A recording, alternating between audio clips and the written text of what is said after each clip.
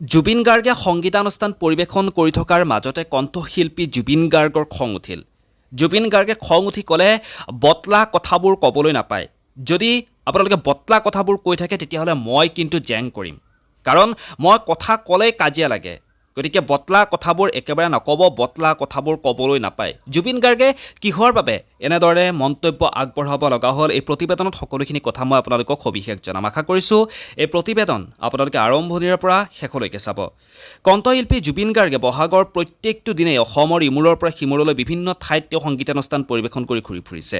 সংগীতানুষ্ঠান পৰিৱেশন কৰি থকাৰ সময়তে তেওঁৰ মনৰ মাজত অহা কথাবোৰ ৰাইজক উদ্দেশ্য কৰি তেওঁ কয়। কালি জুবিন গাৰ্গৰ সংগীতানুষ্ঠান আছিল কলাইগাঁৱত জুবিন গাৰ্গে সংগীতানুষ্ঠানত তেওঁ গীত পৰিৱেশন কৰি থকাৰ মাজতেই জুবিন গাৰ্গে ক'লে এক বিশেষ কথা।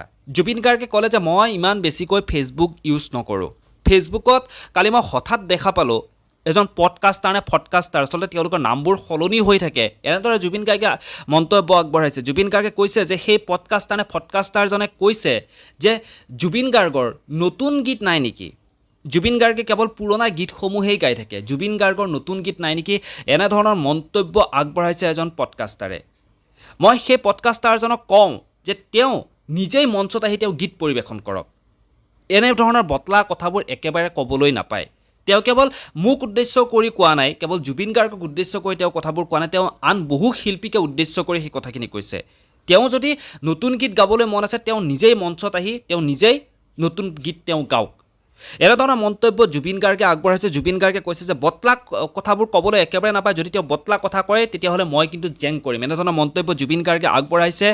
আৰু জুবিন গাৰ্গে যিজন পডকাষ্টাৰৰ কথা কৈছে সেই পডকাষ্টাৰজনৰ কিন্তু কোনো ধৰণৰ নাম উল্লেখ কৰা নাই এতিয়ালৈকে।